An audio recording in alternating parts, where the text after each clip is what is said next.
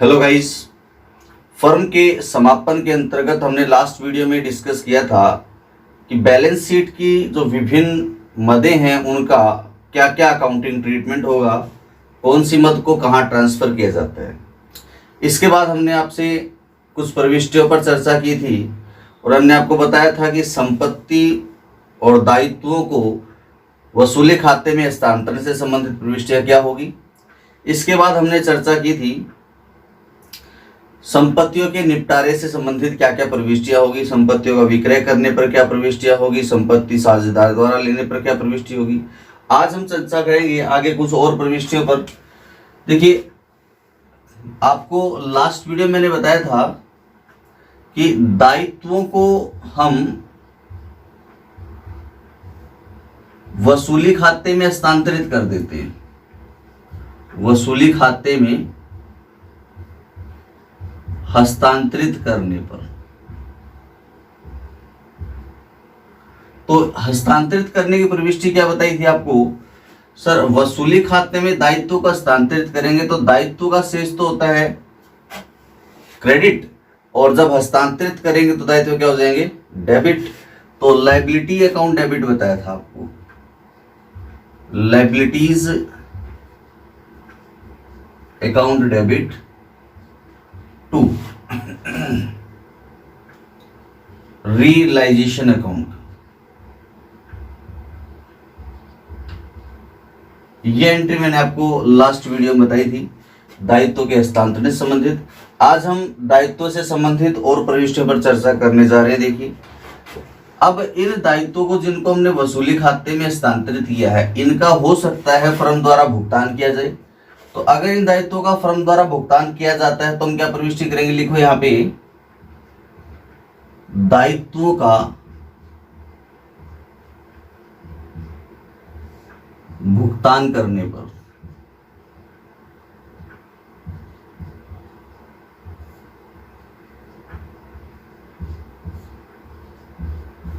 जब हम दायित्वों का भुगतान करेंगे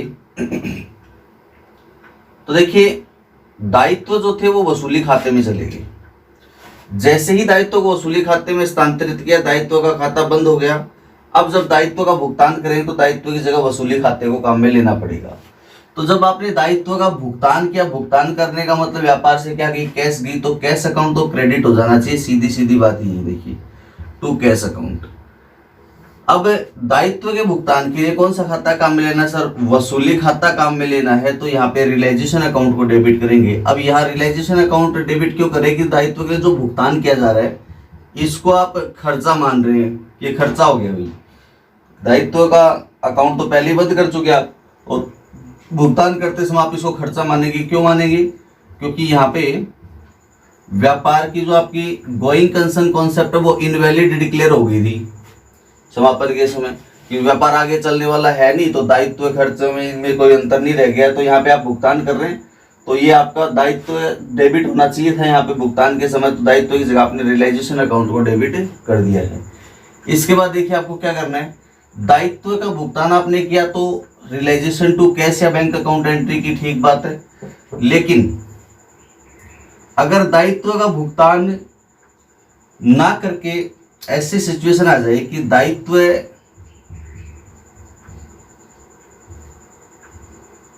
का भुगतान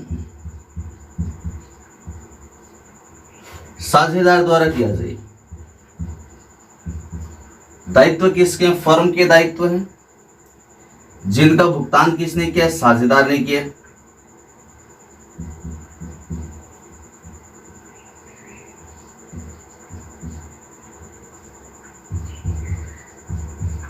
तो इस सिचुएशन में क्या प्रविष्टि करेंगे, देखिए, फर्म के दायित्वों का भुगतान साझेदार ने किया है, तो दायित्वों का भुगतान किया तो दायित्व खाते को डेबिट करने की बजाय रियलाइजेशन अकाउंट को डेबिट होगा। ये रियलाइजेशन जैसे डेबिट होता वो तो डेबिट होगा ही होगा, रियलाइजेशन अकाउंट डेबिट होगा। लेकिन क्या फर्म के पास से कैश गया, फर्म के पास से कैश नहीं गया। कैश किसने दिया, सर, कैश तो साझेदार ने दिया। तो जिस साझेदार ने कैश दिया वो कौन हो गया, देने वाला, और देने वाले को हम क्या करते हैं, क्रेडिट कर देते हैं सर। तो यहाँ पे पार्टनर्स कैपिटल अकाउंट को क्रेडिट कर दो कौन से पार्टनर को, जिस पार्टनर ने ये भुगतान किया उसको। इसके बाद ये तो बात हो गई अपनी दायित्व के भुगतान से संबंधित प्रविष्टियां होगी। अब प्रश्न ये उठता है कि सर ये दायित्व भुगतान की जो प्रविष्टि की कौन से दायित्व है, जो फर्म की बैलेंस शीट में दिखाए वो दायित्व है? बिल्कुल वो दायित्व तो होंगे ही होंगे, लेकिन अगर आपको कुछ ऐसे दायित्व का भुगतान करना पड़ गया हो जो फर्म की बैलेंस शीट में नहीं थे लेकिन फिर भी आप उन्हें भुगतान कर रहे हो, तो उन दायित्वों के लिए भी सेम ही प्रविष्टियां होगी, कोई अलग प्रविष्टि नहीं होगी। तो यहाँ लिख लोगे आप ये कौन से दायित्व हैं सर, ये जो आपकी बुक्स ऑफ अकाउंट में रिकॉर्डेड हैं और प्लस अनरिकॉर्डेड हैं, दोनों के लिए, ठीक है, रिकॉर्डेड और अनरिकॉर्डेड दोनों दायित्वों के लिए प्रविष्टि है। और इधर ये वाली जो प्रविष्टि भी है, ये प्रविष्टि भी आपकी रिकॉर्डेड प्लस अनरिकॉर्डेड दोनों ही टाइप के दायित्वों के लिए ये प्रविष्टि सेम होगी और ये भी सेम होगी। तो ये तो था आपका दायित्व के भुगतान से संबंधित प्रविष्टि। अब हम चर्चा करेंगे कि अगर फर्म के कुछ समापन व्यय हो गए हों, यानी फर्म के समापन पर कुछ खर्चे हुए, इन संपत्तियों की वसूली और दायित्वों के भुगतान से संबंधित भी कोई खर्चा हो गया हो, तो उन खर्चों को या समापन पर होने वाली हानियों को अपन किस प्रकार चार्ज करेंगे। तो देखिए यहाँ पे, तो समापन पर होने वाले व्ययों के लिए क्या प्रविष्टि करेंगे वो अब हम चर्चा करेंगे।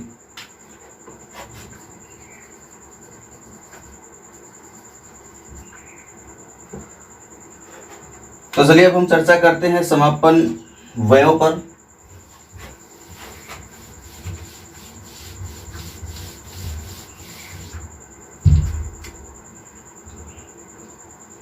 फर्म के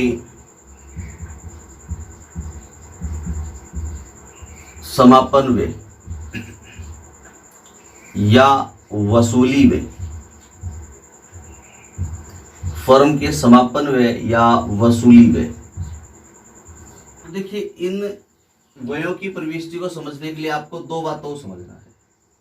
पहला ये समझना है कि इन व्ययों का आप भुगतान किसने किया, फर्म ने किया है या साझेदार ने किया है, इनका भुगतान किसके द्वारा किया गया है। दूसरा आपको ये भी समझना होगा, कई बार क्या होता है कि भुगतान कोई भी कर लेकिन इनको वहन फर्म करती है या नहीं करती, तो इनको वहन किसके द्वारा किया गया है, अर्थात इन व्ययों को भुगतान करने का वास्तव में दायित्व किसका है, किसने दायित्व वहन किए हैं और इनका भुगतान किसने किया है। ये दो बातों पर डिपेंड करेगा आपको इनकी प्रविष्टि क्या करनी है। तो मान लिया जाए यहाँ कह दिया फर्म द्वारा वहन की, कोई प्रविष्टि ना हुआ लो, यहाँ कोई सूचना नहीं है, कोई सूचना नहीं हो, सिर्फ दिया हुआ समापन व्यय 1000 दे दिया प्रश्न में, लेकिन उसकी ये सूचना नहीं है कि उस समापन व्यय को वहन कौन कर रहा है और उसका भुगतान कौन कर रहा है, इस संबंध में कोई सूचना नहीं है। या फिर आप यो भी कह सकते हैं कि फर्म के, तो इस कंडीशन में आप क्या कह सकते हैं, फर्म के जो समापन व्यय है उनको वहन भी किसने किया है, फर्म ने, और भुगतान भी किया फर्म ने, ये माना जाएगा इस संबंध में। तो वहन किया फर्म द्वारा, फर्म द्वारा वहन किए गए,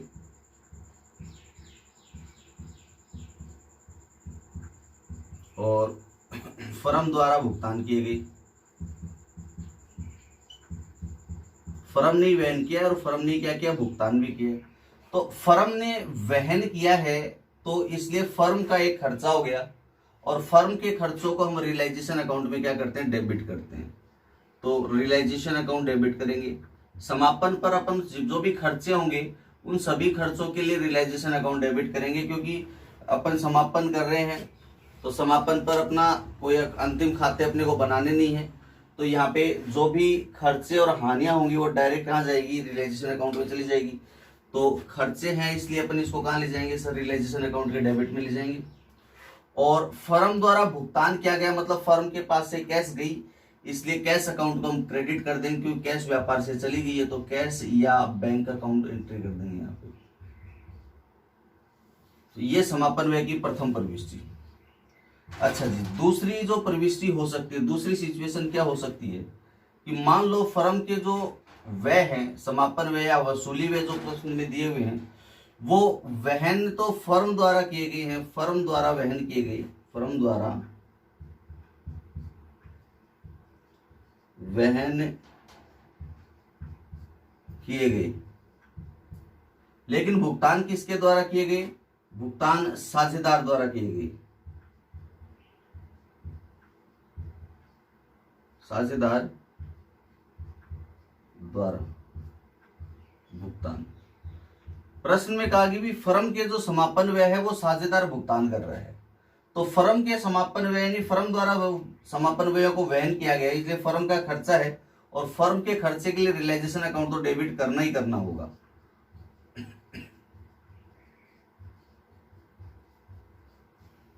रियलाइजेशन अकाउंट हमने डेबिट किया। अब इस खर्चे का भुगतान किसने किया? सर भुगतान तो साझेदार ने किया है, इसका मतलब फर्म के पास से कैश नहीं गई तो कैश तो नहीं करेंगे यहाँ पे। साझेदार ने भुगतान किया, तो साझेदार कौन हो गया सर? साझेदार हो गया देने वाला, और देने वाले को हम क्या करते हैं? क्रेडिट करते हैं।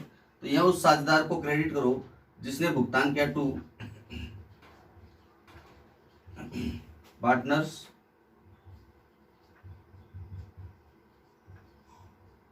Capital account. तीसरी जो अपने इसमें परिस्थिति हो सकती है वो क्या हो सकती है? इसमें हो सकता है कि ये जो समापन व्यय वहन साझेदार द्वारा किए गए, साझेदार द्वारा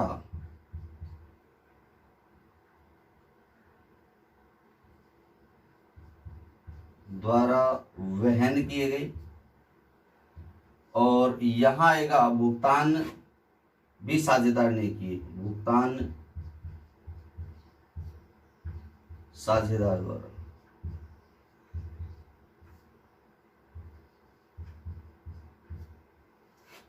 समापन व्यय थे, इनको वहन किया साझेदार ने, और इनको भुगतान भी किसने किया सर? साझेदार ने भुगतान किया। तो वहन भी साझेदार ने किया और भुगतान भी साझेदार ने किया। इसका मतलब साझेदार वहन कर रहा है, मतलब ये साझेदार के स्वयं के व्यय हो गए, फर्म के व्यय नहीं है। और भुगतान भी साझेदार ने किया है, तो फर्म से कैश नहीं गया तो कैश भी साझेदार के पास से गया। इसका मतलब ये साझेदार के जो निजी व्यय हो गए जिनका भुगतान स्वयं साझेदार कर रहा है, तो साझेदार जब अपने स्वयं के निजी व्यय का भुगतान कर रहा है तो इसके लिए कोई प्रविष्टि नहीं होगी। भले ही देखिए ये क्या थे, ये समापन व्यय थे, समापन व्यय मतलब फर्म के संबंधित व्यय थे। तो फर्म के जो समापन व्यय हैं ये है तो फर्म के खर्चे, लेकिन इनको वहन साझेदार ने किया। इसका मतलब ये हो गया कि इनको भुगतान का दायित्व तो साझेदार का हो गया, ये साझेदार के व्यय हो गए। समापन व्यय थे, फर्म को समापन करने पर व्यय हुए, लेकिन इनको वहन जब साझेदार ने कर लिया तो अब इनका दायित्व जो साझेदार के ऊपर आ गया, तो साझेदार के स्वयं के व्यय हो गए, साझेदार का दायित्व इनको भुगतान करना, और साझेदार स्वयं भुगतान कर रहा है, तो इस बात से फर्म को कोई लेना देना नहीं होगा। तो ये साझेदार के एक तरह से व्यक्तिगत व्यय हो गए, उन्होंने वहन कर लिया तो, और जिनका भुगतान स्वयं साझेदार कर रहा है तो प्रविष्टि फर्म द्वारा नहीं की जाएगी। फोर्थ कंडीशन क्या आती है कि ये समापन व्यय को वहन तो साझेदार करता है, साझेदार द्वारा वहन किए गए, लेकिन इनका भुगतान फर्म द्वारा किया जाता है, भुगतान फर्म द्वारा किया गया। अब देखिए क्या करना है, जब साझेदार ने व्ययों को वहन किया था, ये साझेदार के स्वयं के व्यक्तिगत व्यय हो गए अब ये, लेकिन भुगतान फर्म ने किया। तो जब भुगतान फर्म ने किया है तो फर्म के पास से कैश चली गई, तो कैश अकाउंट को तो क्रेडिट कर दोगे सर, या बैंक अकाउंट भी कर सकते हैं कैश की जगह अपन, कैश या बैंक को तो क्रेडिट करेंगे, क्योंकि फर्म ने भुगतान किया तो फर्म के पास से कैश गई, और आपको पता है जाने वाली वस्तु को हम क्या करते हैं? क्रेडिट करते हैं। तो यहाँ कैश अकाउंट तो हमने क्रेडिट कर दिया। इसके बाद दूसरा पॉइंट आता है कि ये साझेदार ने वहन किए थे, तो रियलाइजेशन अकाउंट तो हम डेबिट कर नहीं सकते, क्योंकि रियलाइजेशन अकाउंट तो तब डेबिट करते जब ये फर्म द्वारा वहन किए हुए होते, फर्म के स्वयं के खर्चे होते तब। तो यहाँ तो वहन साझेदार ने किया भाई, तो साझेदार के व्यक्तिगत खर्चे हो गए एक तरह से, और साझेदार के व्यक्तिगत खर्चों का भुगतान अगर फर्म करती है तो साझेदार फर्म ये मान के चलती है उसने साझेदार को क्या किया, भुगतान किया। इस साझेदार की तरफ से तो भुगतान किया, तो यहाँ पे फर्म से साझेदार ने कुछ ना कुछ लिया होता है, तो साझेदार कौन हो गया, पाने वाला, तो साझेदार को डेबिट करेंगे। पार्टनर्स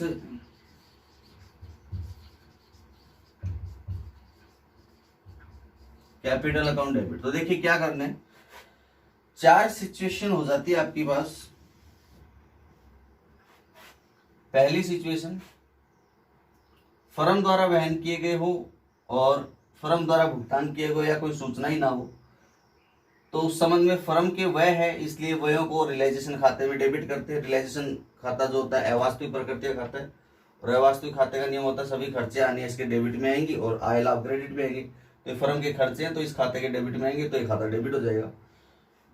भुगतान फर्म ने किया, फर्म के पास से कैश गई तो कैश खाता क्रेडिट हो गया। फर्म ने वहन किए थे, अब फर्म द्वारा वहन किए गए तो फर्म के खर्चे हो गए, फर्म के खर्चे इसलिए कौन से खाते में आएंगे सर, वसूली खाते में, रियलाइजेशन अकाउंट में डेबिट हो जाएंगे। भुगतान साझेदार ने किया तो साझेदार देने वाला हो गया, तो साझेदार को क्रेडिट करेंगे कैश की बजाय। साझेदार ने वहन किए, साझेदार ने भुगतान किए, तो साझेदार के व्यक्तिगत खर्चों की तरह ट्रीट होगा, फर्म को इससे कोई मतलब नहीं है, फर्म कोई एंट्री नहीं बनाएगी। साझेदार द्वारा वहन किए गए, उस फर्म द्वारा भुगतान किए गए। अच्छा, साझेदार ने वहन किए थे इसलिए साझेदार के खर्चे थे, फर्म को कोई लेना देना नहीं था, लेकिन फिर भी भुगतान किसने किया, फर्म ने किया। तो फर्म ने भुगतान किया तो फर्म के पास से कैश गई, तो फर्म ने कैश अकाउंट तो क्रेडिट कर दिया, लेकिन ये जो कैश गई है ये फर्म के खर्चों की वजह से नहीं गई, साझेदार की तरफ से फर्म ने भुगतान किया है। तो फर्म ने साझेदार की तरफ से जो भुगतान किया वो उसके पूंजी खाते से क्या कर लेगा, निकाल लेगा। जब पूंजी खाते से इन खर्चों के बराबर राशि निकाली जाएगी तो पूंजी क्या हो जाएगी, कम हो जाएगी, और पूंजी कम होने पर पूंजी खाता डेबिट हो जाएगा। तो इस तरह ये प्रविष्टि आपको समापन व्यय से संबंधित बनानी है। आप ध्यान से इनको देख सकते हैं, इनका स्क्रीनशॉट लेना चाहे स्क्रीनशॉट ले सकते हैं।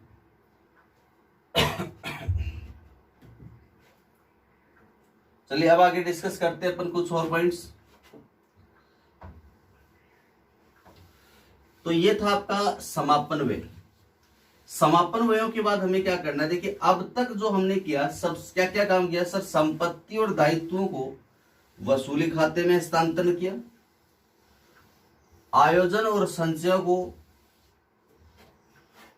वे संचय जो संपत्तियों के संबंध में बनाए गए हैं जैसे इन्वेस्टमेंट फ्लक्चुएशन रिजर्व और जॉइंट लाइफ पॉलिसी रिजर्व है और प्रोविजंस, इनको भी हमने रियलाइजेशन अकाउंट में ट्रांसफर किया। इसके बाद दायित्वों को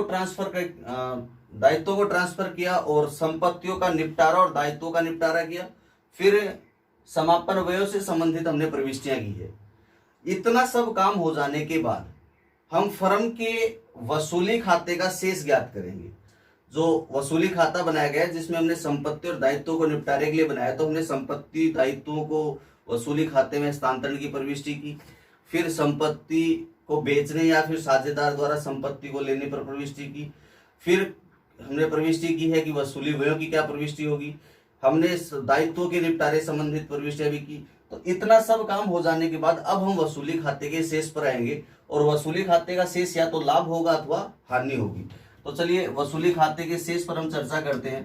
तो आपको मैंने बताया भी था लास्ट वीडियो में कि जब भी वसूली खाते का कोई शेष आएगा तो वसूली खाते के शेष को हम साझेदारों के पूंजी खाते में उनके लाभ अर्जन अनुपात में विभाजित कर देंगे। तो यहाँ लिखेंगे आप वसूली खाते का शेष, वसूली खाते का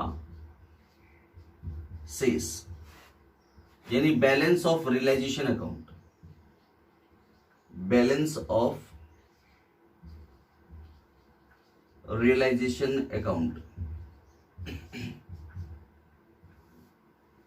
देखिए वसूली खाते का कोई भी शेष हो सकता है। आपको ध्यान है मैंने आपको बताया था वसूली खाता कौन सा खाता होता है सर, अवास्तविक खाता होता है प्रकृति में।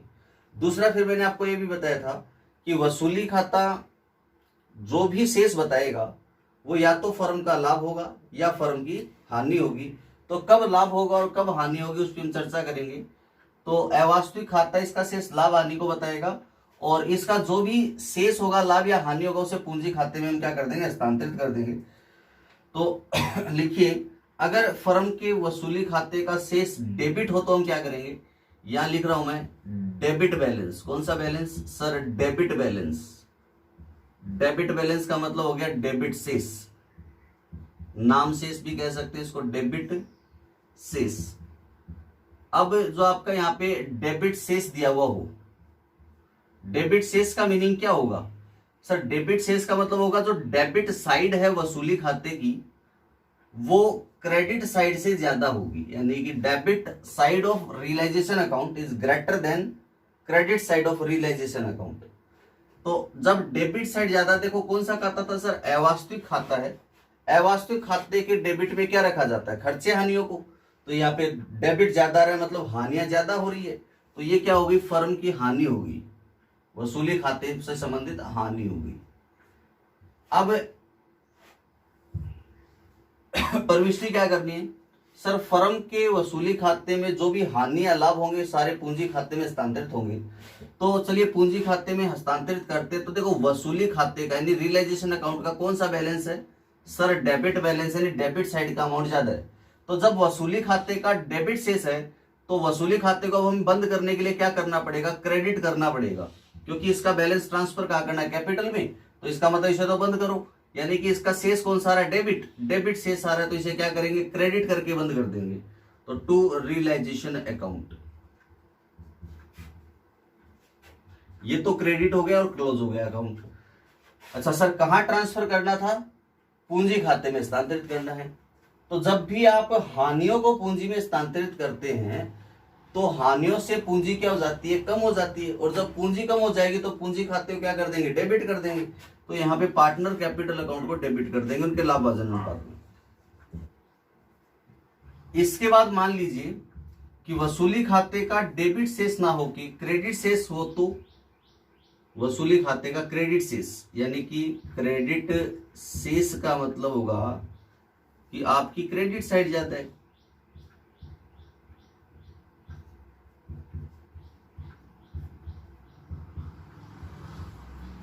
इसका मीनिंग है वसूली खाते का क्रेडिट साइड ज्यादा होगा किससे? डेबिट साइड से, यानी credit is greater then debit.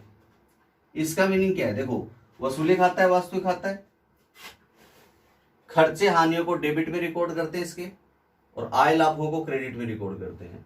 तो यहाँ पे क्रेडिट में आय और लाभ रिकॉर्ड किए जाते हैं, तो क्रेडिट पक्ष ज्यादा है मतलब ये लाभ का पक्ष ज्यादा है। तो यहाँ आप लिखेंगे ये लाभ हो गया, लाभ का पक्ष ज्यादा है तो क्या हो गया? लाभ हो गया। अब इसको आप वसूली के लिए एंट्री बनाए, वसूली खाते को बंद करने के लिए एंट्री बनाएंगे। और आपको पता है मैंने बताया था कि वसूली खाते में जो भी लाभ या हानि होगा इसका शेष सीधा पूंजी खाते में स्थानांतरित होगा।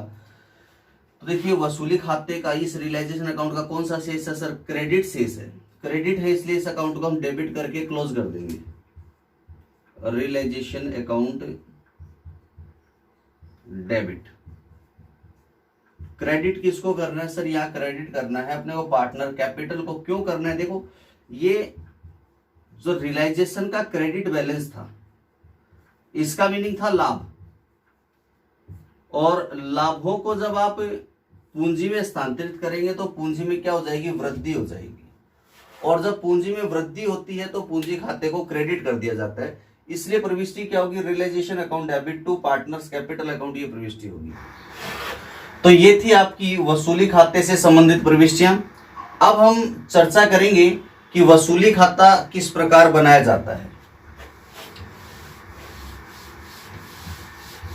तो चलिए आप लिखिए, वसूली खाते का फॉर्मेट बनाएंगे अपन यहाँ पे रियलाइजेशन अकाउंट। क्या बनाना है सर? यहाँ बनाना है वसूली खाता यानी रियलाइजेशन अकाउंट।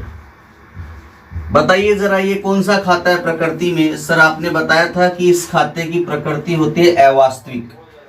जब इस खाते की अवास्तविक प्रकृति होती है तो अवास्तविक प्रकृति का खाता होने के नाते इसके डेबिट में सभी खर्चे और हानियों को लिखा जाएगा और क्रेडिट में सभी आय और लाभों को लिखा जाएगा। तो यहां लिख रहा हूं मैं पर्टिकुलर्स, यह आएगा अमाउंट रुपीज में, यहां भी पर्टिकुलर्स आएगा और यहां आएगा अमाउंट इन रुपीज। अब हम क्या करेंगे कि सर आपने यहां आपने बताया कि संपत्ति और दायित्व जो होते हैं उनके निपटारे के लिए इस खाते को बनाया जाता है, और सब सर्वप्रथम संपत्ति और दायित्व को इस खाते में स्थानांतरित करते हैं। अच्छा देखिए, बैलेंस शीट में संपत्तियां कहाँ होती है सर? बैलेंस शीट में संपत्तियां एसेट साइड में होती हैं। तो एसेट साइड में इसका मीनिंग क्या है? उन संपत्तियों का शेष डेबिट है। तो संपत्तियों का शेष डेबिट है तो वो यहाँ पे रियलाइजेशन खाते के डेबिट में लिखी जाएगी। और क्या लिखा जाएगा? Realisation account debit to assets account लिखा जाएगा। जो भी एसेट होगी वो सब आ जाएंगे यहाँ पे सन्ड्री एसेट्स डेबिट में। कहाँ थी? बैलेंस शीट के एसेट साइड में थी। और बैलेंस शीट के एसेट साइड में थी, इनका मीनिंग उनका डेबिट बैलेंस था। तो वो संपत्तियां तो डेबिट से क्रेडिट हो जाएगी और उनकी जगह डेबिट कौन हो जाएगा? रियलाइजेशन हो जाएगा। तो इसलिए रियलाइजेशन अकाउंट के डेबिट साइड में संपत्ति दिखा दिया। और जितना इनका बुक वैल्यू था, बुक वैल्यू मीन्स क्या होगा सर? यहाँ इनका बुक वैल्यू का मीनिंग होगा जो बैलेंस शीट में वैल्यू दिखाया होगा वो वैल्यू।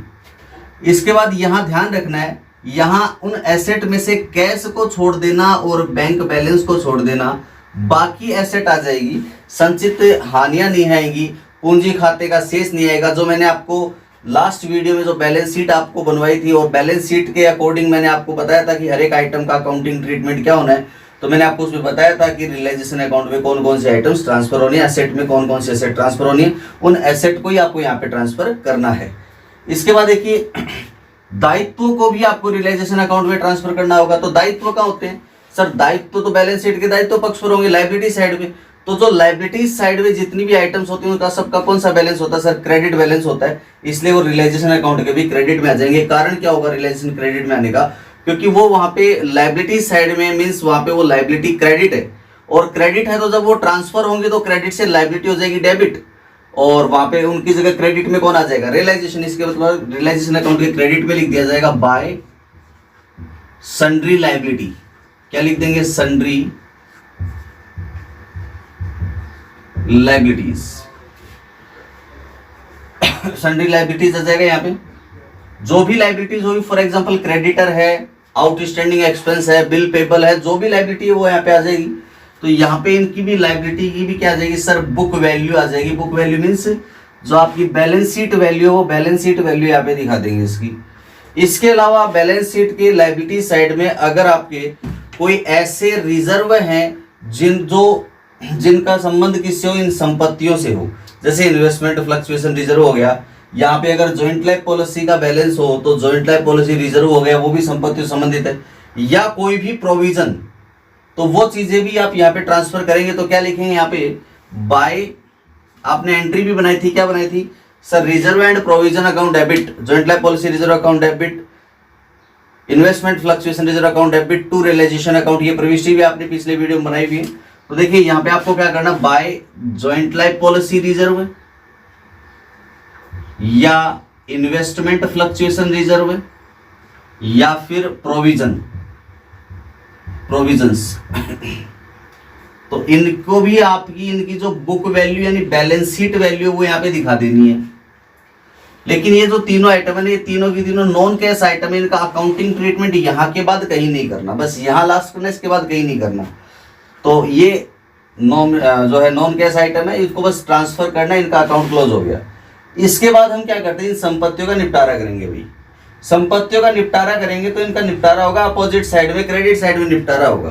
तो देखिए आपने इन संपत्तियों को बेच दिया और बेचने से आपको कुछ पैसा मिल गया, तो ये इधर आएगा बाय कैश अकाउंट या बैंक अकाउंट। ये किसके लिए एंट्री हुई सर? एसेट रियलाइज्ड हो गई, यहाँ पे एसेट्स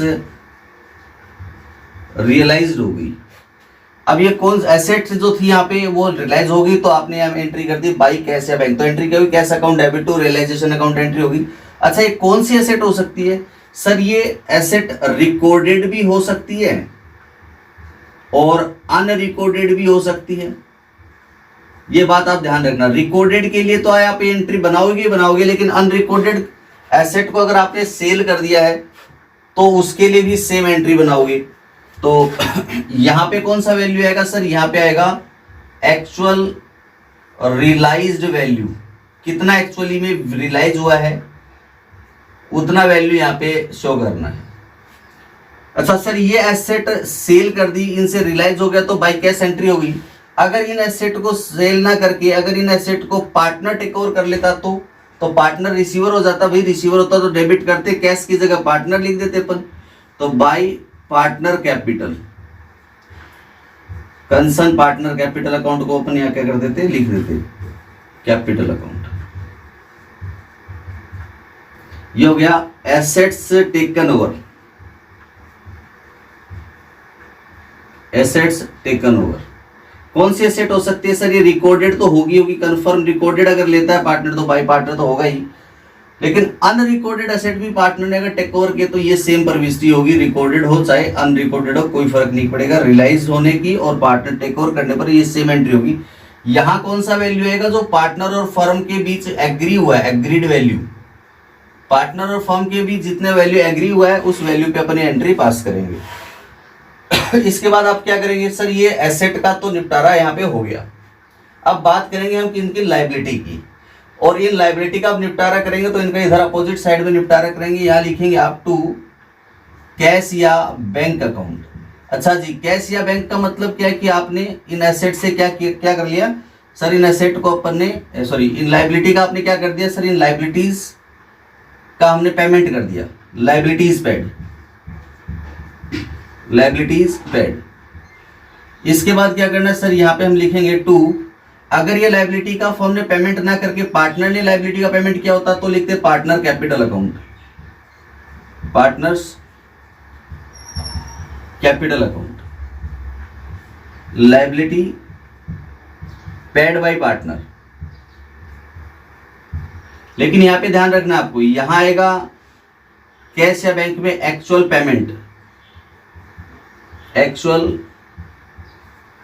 पेमेंट, और यहां जितना पार्टनर एग्री हुआ लायबिलिटी का पेमेंट करने के लिए, लायबिलिटी को जितने रुपीज में टेक ओवर करने के लिए, वही यहाँ पे पेमेंट आ जाएगा, एक्चुअल पेमेंट जो भी होगा, ठीक है।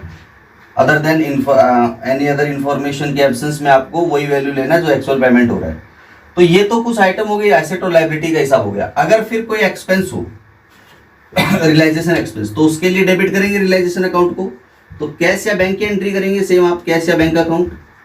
किनके लिए सर, ये रियलाइजेशन एक्सपेंसेस के लिए एंट्री करनी है। और ये एक्सपेंस का पेमेंट अगर पार्टनर ने किया होता तो आप क्या करते sir, partners capital account entry यहाँ पे पास कर देते, पार्टनर्स कैपिटल अकाउंट एंट्री पास कर देते। लेकिन आपको ध्यान रखना है कि अगर ये एक्सपेंस पार्टनर ने वहन किए होते तो यहाँ एंट्री नहीं होती रियलाइजेशन अकाउंट में। रियलाइजेशन अकाउंट में एंट्री तभी होगी जब ये रियलाइजेशन के एक्सपेंसेस फर्म ने वहन किए हो। अब आपको क्या करना है, इस खाते का शेष निकालना है। इस खाते का जो भी शेष होगा पार्टनर कैपिटल में चला जाएगा। सपोज करो क्रेडिट साइड का टोटल ज्यादा, तो ये क्या होगा, लाभ हो गया, तो यहां लिखेंगे टू पार्टनर्स कैपिटल अकाउंट। ये हो गया अपना प्रॉफिट, और पार्टनर में प्रॉफिट शेयरिंग रेशियो में डिवाइड हो जाएगा। अगर ये डेबिट साइड ज्यादा तो यहां लिखेंगे बाय पार्टनर्स कैपिटल अकाउंट,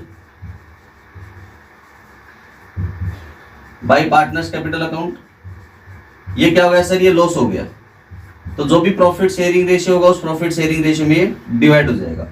तो ये आपका है रियलाइजेशन अकाउंट। अगर आपको रियलाइजेशन अकाउंट बनाना आता है तो ज्यादातर प्रॉब्लम आपकी यहाँ पे सॉर्ट आउट होगी, ज्यादातर आपसे पूछा भी रियलाइजेशन अकाउंट ही जाता है।